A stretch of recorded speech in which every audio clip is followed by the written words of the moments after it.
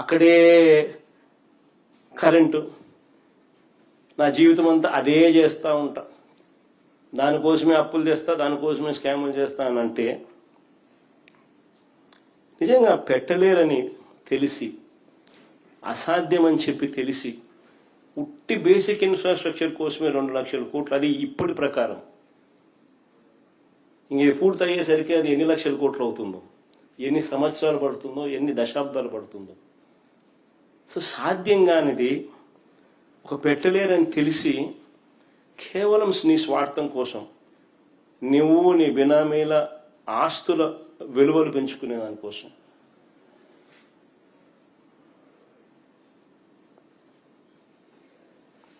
రాష్ట్రం మీద భారం మోపుతూ అప్పులు తీసుకొస్తూ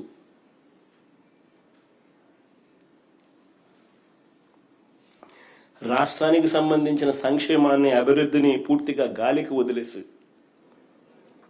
రాష్ట్రాన్ని అంధకారంలోకి, అప్పుల ఊబులేకి నెట్టేసే కార్యక్రమం చేస్తా ఉన్నారు చంద్రబాబు నాయుడు గారు.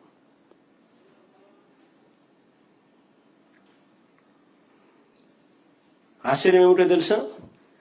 మొన్న అసెంబ్లీ సమావేశాల్లో చంద్రబాబు నాయుడు గారు మాట్లాడింది చూస్తే ఇంకా ఆశ్చర్యం కలిగించే విషయాలు కొన్ని ఉన్నాయి.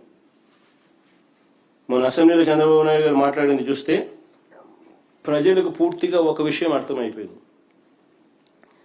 లక్షల ఎకరాల అమరావతి లేదని,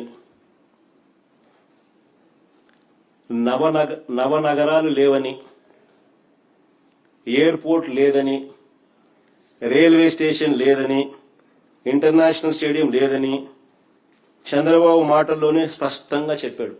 ఏమని చెప్పినాడు? నారాయణని అడిగినాడంట ఈయన. నారాయణ ఈయనకు చెప్పినాడంట. ఏమని? ట్రంక్ ఇన్ఫ్రా 2022 మే 27కి అయిపోతుందంట. లేఅవుట్లన్నీ 2028 మే 27కి అయిపోతుందంట. 5 టవర్లు, అసెంబ్లీ, హైకోర్టు 2028 ఆగస్టు నాటికి పూర్తవుతాయట. ఈ మాటలన్నీ ఎవరు చెప్పినారు? నారాయణ అడిగితే నారాయణ చంద్రబాబు నాయుడు చెప్పినాడంట. సో చివరికి 1,00,000 ఎకరాల రాజధాని కాస్త 200 ఎకరాలకు వచ్చింది. సో ఇక నువ్వు 200 ఎకరాల్లోనే నువ్వు రాజధాని నిర్మించేట్టుగా అయితే ఇంకా మారుమూల ప్రాంతానికి ఎందుకు పోయినావు స్వామి? జనసంచారం లేని ఆ ప్రాంతానికి ఎందుకు పోయినావు స్వామి? హైవే పక్కన ఇక్కడ కట్టిడచ్చు కదా, విజయవాడ, గుంటూరు, మచిలీపట్నం మధ్యలో ఏడగట్టినా కానీ నీకు బ్రహ్మాండంగా డెవలప్ అయి ఉండేది కదా.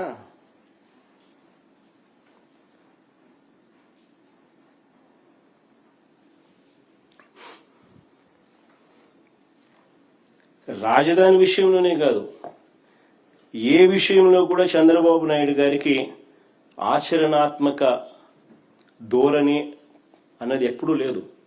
ఎప్పుడూ కూడా ఆయన ప్రాక్టికాలిటీకి చాలా దూరంగా ఉంటాడు. నిజంగానే ఆయనలో ప్రాక్టికల్ సెన్స్ గన ఉండింటే, ఆచరణాత్మక ధోరణి గన తనలో ఉండింటే ఇప్పటికి రాజధాని వచ్చేసిండు, అయిపోయింది ఇప్పటికి రాజధాని. ఏ హైవే పక్కన కట్టినంటే అయిపోయేది. ఈ పాటికి అది ఒక గ్రోత్ ఇంజిన్లా కానీ ఈ పొద్దు ఎదిగిండు. అది ఆ బీజాలు పడుండేటివి.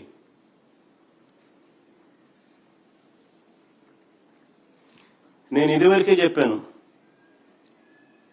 మాకు ఏ ప్రాంతం అన్నా కూడా వ్యతిరేకత లేదని. మరొకసారి మళ్ళీ చెప్తా ఉన్నా నేను.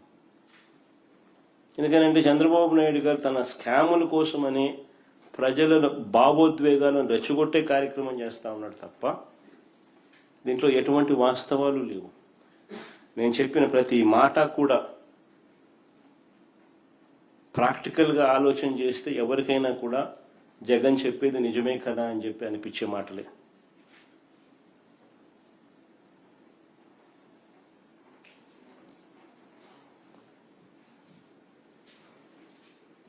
మేము తాపత్రయపడిందల్లా రాష్ట్ర ఆర్థిక పరిస్థితులు బాగోలేవు అన్న నిజాన్ని పరిగణలోకి తీసుకుని ప్రజల ప్రయోజనాలు, రాష్ట్ర ప్రయోజనాలకు మనసులో పెట్టుకొని సంక్షేమము, అభివృద్ధి రెండూ కూడా రాష్ట్రంలో కొనసాగిస్తూ సత్వరమే ఒక గ్రోత్ ఇంజిన్ లాంటి నగరాన్ని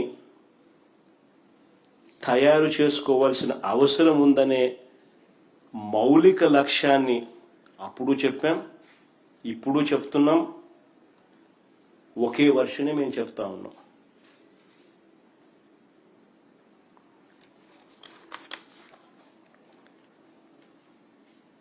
రాజధాని విషయంలో మేము ఇచ్చిన సలహాని ప్రభుత్వం పక్కన పెట్టిన నేపథ్యంలో సెల్ఫ్ ఫైనాన్స్ ప్రాజెక్ట్ అనేది పూర్తిగా పక్కకు పోయిన నేపథ్యంలో కేవలం అప్పుల మీదే రాజధాని పనులు ఆధారపడ్డ నేపథ్యంలో వాస్తవ పరిస్థితులు 1,00,000 ఎకరాల అమరావతిలో కేవలం రోడ్లు, డ్రైనేజ్ వ్యవస్థ, నీళ్లు, కరెంటు కోసమే ఇంత డబ్బు పెడితే ఇక ప్రజలు, రాష్ట్రం ఏం కావాలి అని మరొకసారి ప్రశ్నిస్తా ఉన్నా చంద్రబాబు నాయుడు.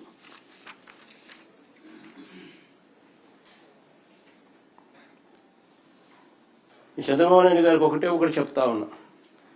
చంద్రబాబు నాయుడు గారు చేస్తా ఉన్న ఈ స్కాములు, ఈ దోపిడీలు, ఇవన్నీ కూడా వెలుగులోకి వస్తాయి. ఇవన్నీ కూడా ఖచ్చితంగా వెలుగులోకి వస్తాయి.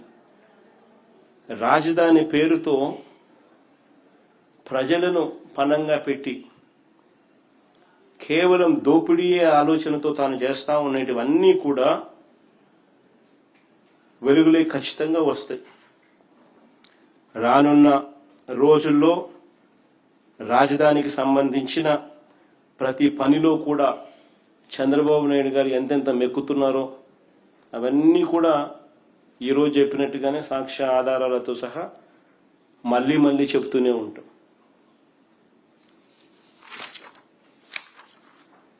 చంద్రబాబు నాయుడు గారికి మాత్రం దేవుడు గట్టిగా ముట్టికాయలు వేస్తాడు. ప్రజలు కూడా ఖచ్చితంగా ముట్టికాయలు వేసే రోజు కూడా త్వరలోనే ఉంది, తాను చేస్తా ఉన్న ఇంత అన్యాయపు ధోరణి వల్ల.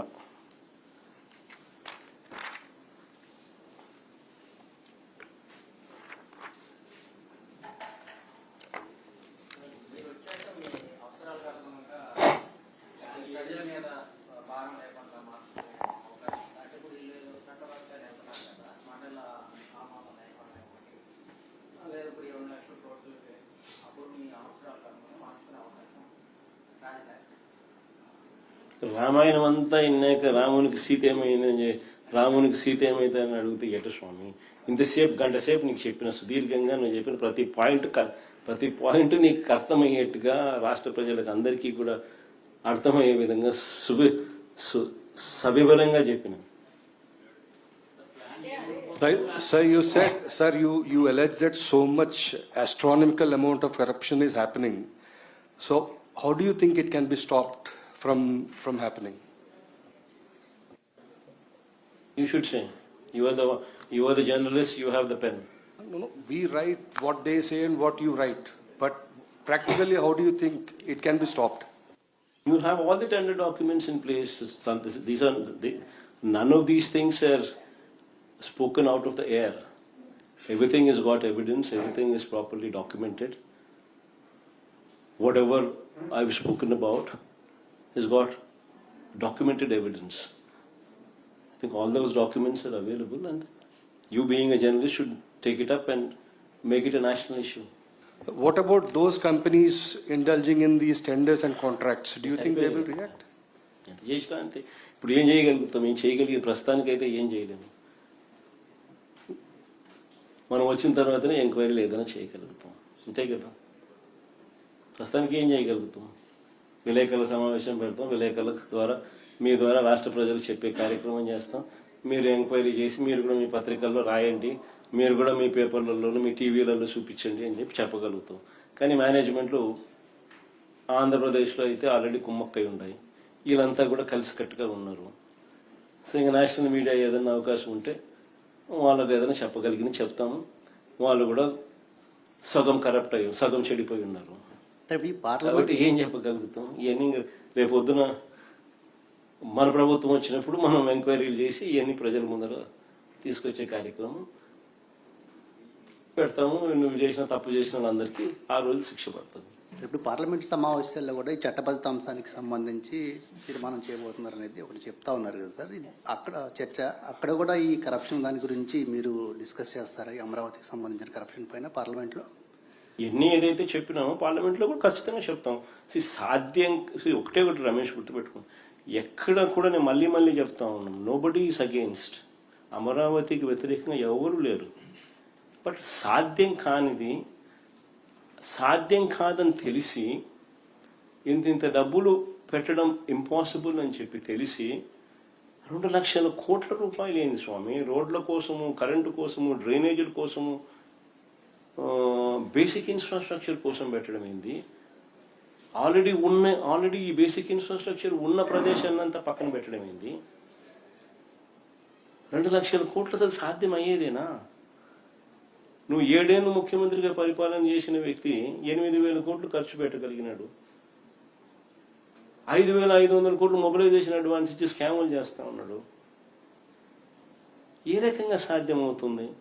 సాధ్యం కానిది ప్రజలను మభ్యపెడుతూ మోసం చేస్తూ రాష్ట్ర ప్రజలకు అసలు ఏ క్యాపిటల్ లేకుండా చేసే కార్యక్రమం జరుగుతుంది కుట్రలో భాగంగా.